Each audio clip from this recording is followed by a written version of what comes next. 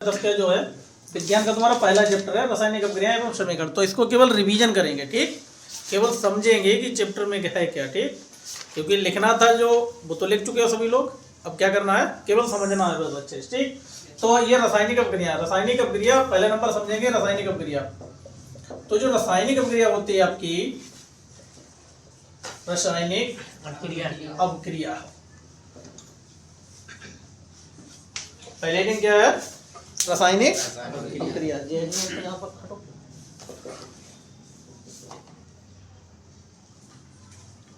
ठीक समझो, रासायनिक अपक्रिया क्या होती है, इसमें क्या होता है जब आपस में कोई भी पदार्थ जब मिलते हैं तो वो क्या करते हैं एक नया पदार्थ बना लेते हैं। क्या करते हैं नया पदार्थ,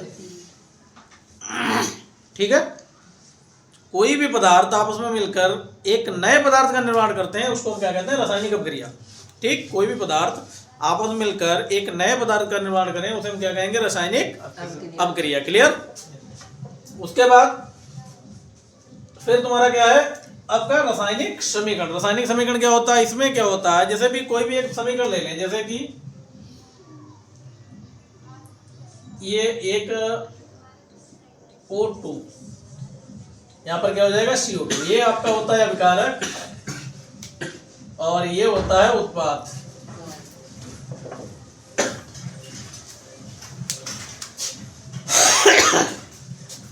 ठीक है, ये अभिकारक है और उधर वाला होता है उत्पाद। अभिकारक में क्या होता है तत्व क्या लोग लेते हैं भाग, कोई भी पदार्थ है तत्व होते हैं वो क्या होते हैं कोई, ठीक। इसमें पदार्थ क्या होते हैं भाग लेते हैं, ठीक। और उत्पाद में क्या होता है इन पदार्थों का निर्माण होता है, भाग लेते हैं अपक्रिया करते हैं उसके बाद इनका निर्माण हो जाता है। क्लियर।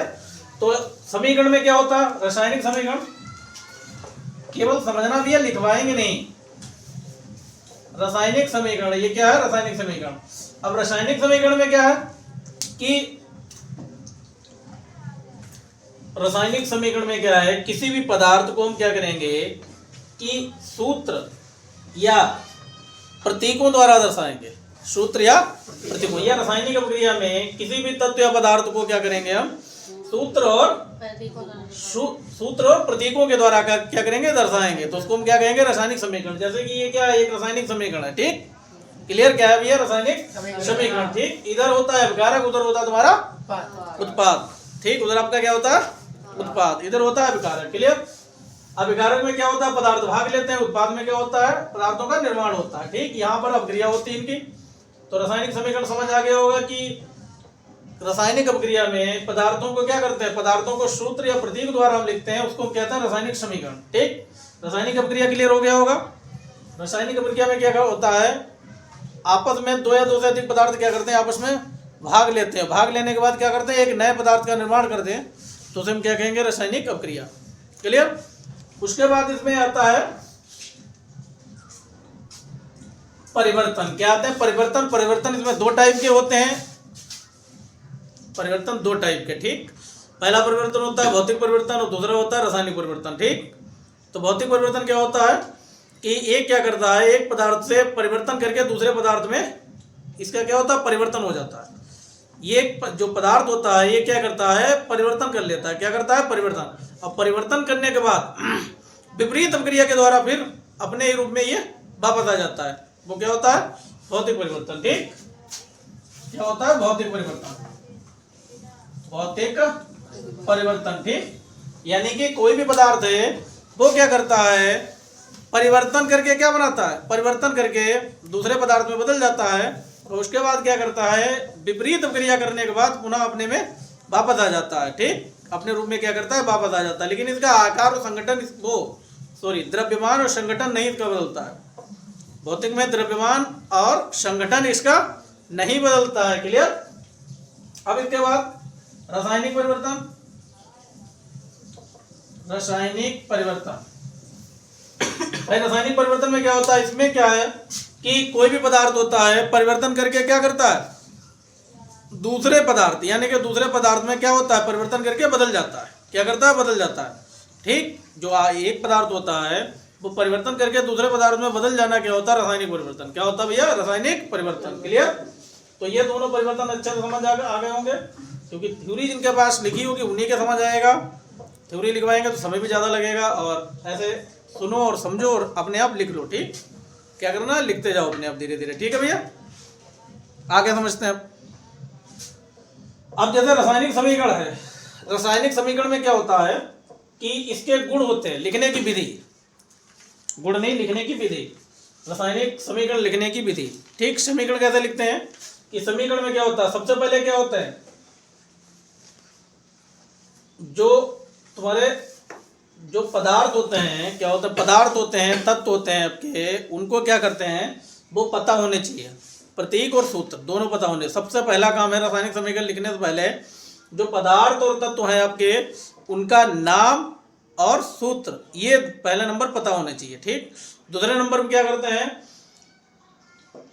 दोनों तरफ क्या करते हैं, धनात्मक का चिन्ह लगाते हैं, यानी कि प्लस का चिन्ह लगाते हैं। ये दूसरा नियम। तीसरा नियम होता है कि अभिकारक और उत्पाद के मध्य में तीर का निशान लगाते हैं, अभिकारक और उत्पाद के मध्य में तीर का निशान लगाते हैं। क्लियर, अभिकारक और उत्पाद के मध्य में तीर का निशान लगा है, तो ये इसके क्या हो गए, नियम हो गए। क्लियर, अब आगे समझते हैं भाई अगली रासायनिक समीकरण की एक और परिभाषा, एक तरीके से और भी लिख सकते हो इसको। ठीक, समझो, जैसे C+O2 हमने लिखवाया एक उदाहरण।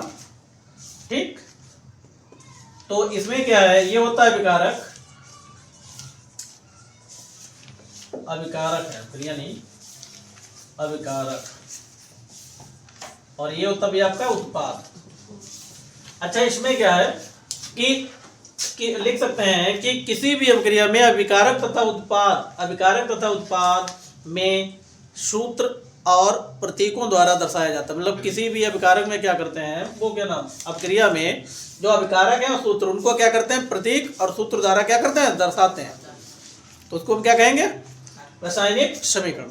ठीक, अभिकारक है, इसमें सूत्र और प्रतीक द्वारा क्या करते हैं, इसको हम दर्शाते हैं, अभिकारक और उत्पाद को भी। ठीक, तो इसको हम क्या कहेंगे, रासायनिक समीकरण। ठीक, लिखने की विधि तो हमने बता चुके हैं कि सबसे पहले क्या करते हैं, ये क्या नाम है, अभिकारक और उत्पाद में, यानी कि सबसे पहले हम क्या करेंगे कि इनके में सूत्र और प्रतीक पता होना चाहिए। अब क्रिया में जो भी सूत्र और प्रतीक आते हैं उनके वो में सबसे पहले पता होने चाहिए। उसके बाद हम धनात्मक का चिन्ह लगाते हैं बीच में, और तीसरे नंबर पे अभिकारक उत्पाद के बीच में एरो का निशान लगाते हैं, उत्पादक और अभिकारक के बीच में एरो का निशान लगाते हैं। ठीक, अगली हेडिंग क्या है, संयोजन अपक्रिया।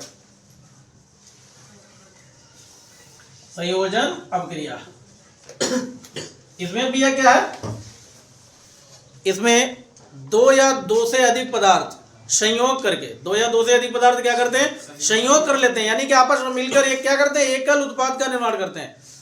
दो या दो से अधिक पदार्थ आपस में मिलकर एकल पदार्थ का निर्माण करते हैं, एकल पदार्थ का निर्माण करते हैं। ठीक, यानी कि परिभाषा जो हम बोल रहे हैं ये कॉपी लो और आराम से लिख सकते हो। ठीक भैया, यानी कि दो या दो से अधिक पदार्थ मिलकर आपस में संयोग कर, मिलकर या संयोग कर बात एक ही होती है, क्या करते हैं, एकल उत्पाद का निर्माण कर देते हैं। ठीक, जैसे कि NH4 तो यहाँ पर क्या हो जाएगा आपका NH4Cl। क्लियर, अमोनियम क्लोराइड का क्या बन जाएगा, फार्मूला बन जाएगा आपका। ये क्या है, संयोजन अपक्रिया है। क्या, संयोजन अपक्रिया। ठीक, आराम से लिख सकते हैं इसको कि भैया जिसमें दो या दो से अधिक पदार्थ संयोग करके एकल उत्पाद का निर्माण करते हैं तो उसे हम कहते हैं संयोजन अपक्रिया। ये आपका उदाहरण हो गया। ठीक, एकल उत्पाद है। क्लियर, अब अगली हेडिंग। ठीक, अगली हेडिंग आपकी है वियोजन या अपघटन अपक्रिया। ठीक, इसके दो नाम है, एक तो इसको कह सकते हैं वियोजन अपक्रिया और दूसरा कह सकते हैं अपघटन अपक्रिया। इसमें क्या होता है, इन अपक्रियाओं में एकल अभिकर्मक, क्या एकल अभिकर्मक टूटकर दो या छोटे छोटे टुकड़ों में क्या बनेंगे, उत्पाद बन जाएंगे। ठीक, या दो से अधिक क्या बनेंगे, उत्पाद बन जाएंगे। ठीक, ऐसे भी पढ़ सकते हैं, इसको लिख सकते हैं भैया। ठीक है, एकल अभिकर्मक क्या होगा, टूट जाएगा, उसके बाद क्या बनेंगे, उत्पाद बनेंगे, यानी कि दो बनेंगे, दो से अधिक बनेंगे। क्लियर, तो वो क्या होगा, वियोजन अपक्रिया। जैसे कि CaCO3 तो इसका क्या हो जाएगा, CaO और प्लस कितना बचेगा, ओ कितने, 3 थे, कितने बचेगा, 2। ठीक, ये आपका इसका क्या हो जाएगा, उदाहरण हो जाएगा वियोजन अपक्रिया का। ठीक है, क्लियर। इसमें क्या होता है भैया, ये 3 टाइप के होते हैं, 3 प्रकार के होते हैं, 3 प्रकार के होते हैं। पहला नंबर क्या है आपका, मान लिया पहला नंबर आपका है ऊष्मीय वियोजन।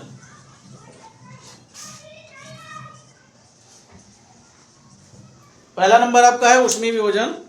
तो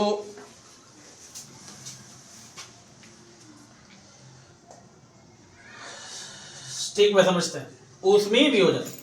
अब इसमें क्या होता है, ऊष्मीय वियोजन में इसका वियोजन ऊष्मा के आधार पर होगा। भाई ऊष्मीय वियोजन देखो सेम है, कहते सिंपल एकदम, ठीक, आराम से सीख सकते हो। इसमें कोई जो है ना तो हम कोई परिभाषा लिखवा रहे हैं, ना तो इतनी लंबी परिभाषा लिखवा रहे हैं, तुम्हें याद ना हो, ठीक भैया।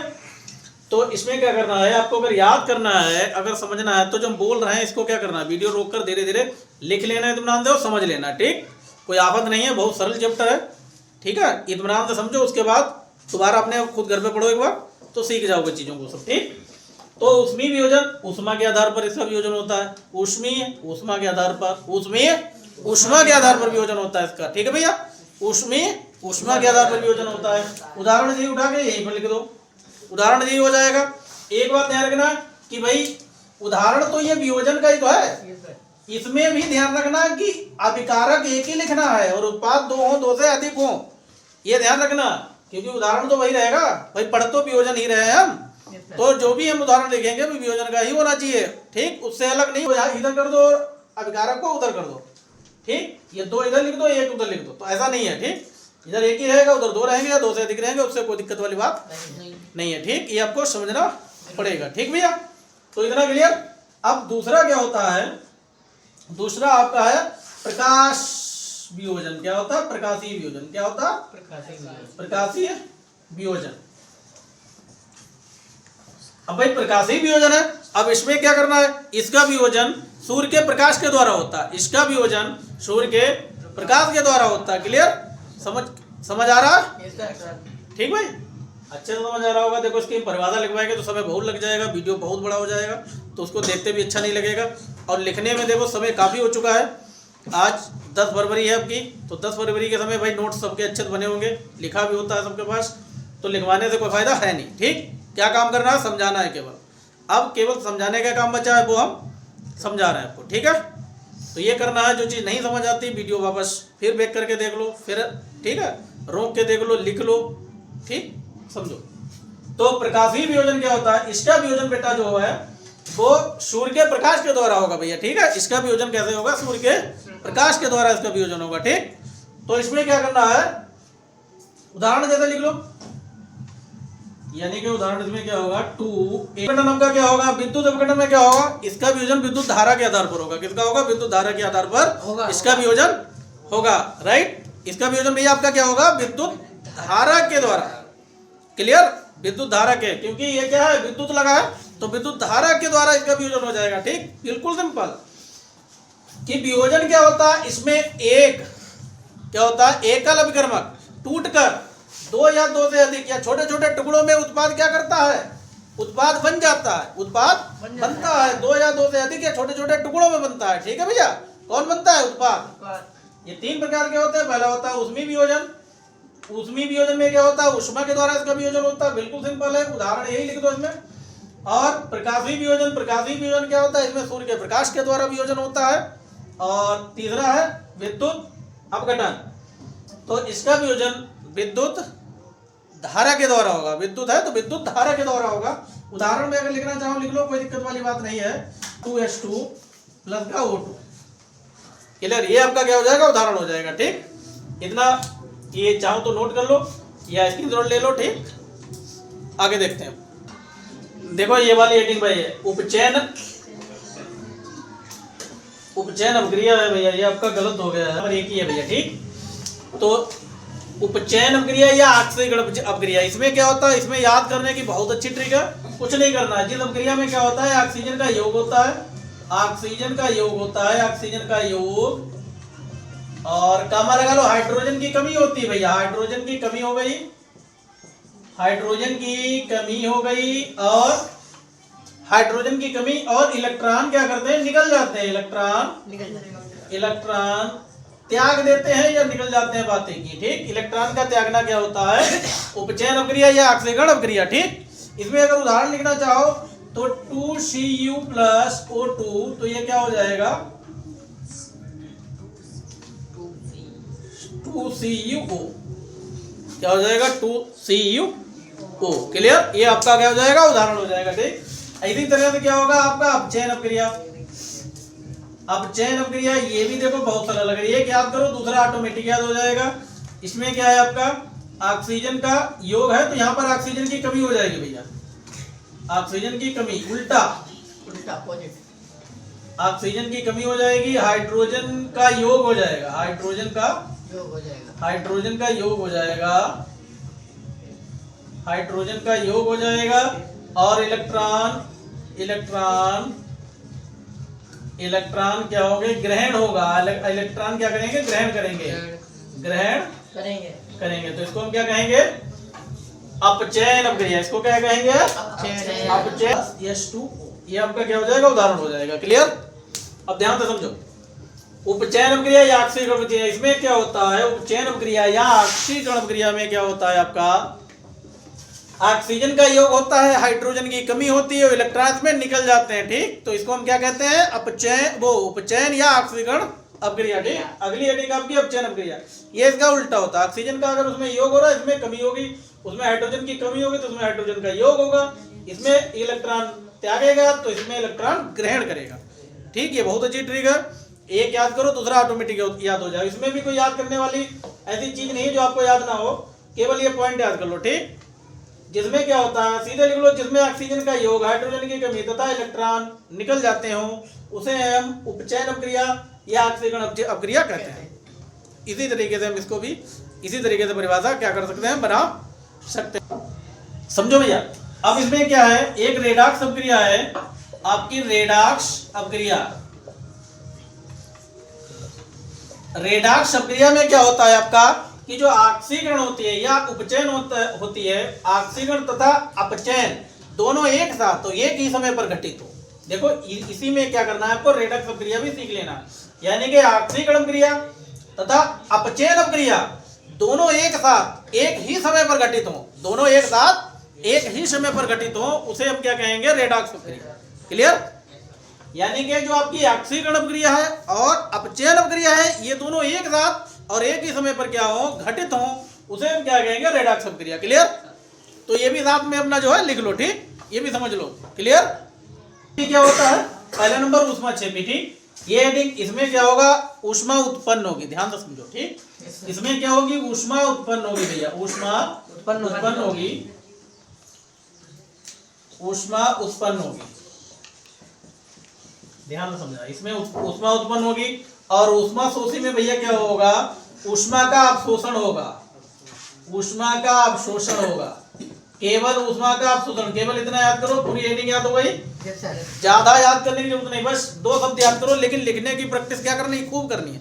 मतलब 1 लाइन याद करो, उससे 4 लाइन लिखने की प्रैक्टिस डालो। ठीक भैया, ज्यादा लिख, जितना ज्यादा पढ़ोगे उतनी ज्यादा लाइनें अपने आप खुद लिख दोगे। ठीक, रटने से कोई फायदा नहीं, चीजों को समझो बस। ठीक, क्लियर, ये दोनों क्लियर। अब देखते हैं आगे हेडिंग भाई कौन सी है। देखो भाई, बहुत अच्छी हेडिंग है, संचारण। ठीक, इसको समझो। इसमें क्या होता है, जब कोई धातु अपने आसपास अम्ल आर्द्रता के संपर्क में आती है, तब वो क्या होती है, संचारित हो जाती है। क्या होती है, संचारित हो जाती है, तो उसे हम क्या कहते हैं, संचारण। क्या कहते हैं, संचारण। ठीक, यानी कि समझो, जब कोई धातु अपने आसपास अम्ल आर्द्रता के संपर्क में आदि के संपर्क में आती है, तो वो संचारित होती है। संचारित होने के बाद उसको क्या कहते हैं, संचारण कहते हैं।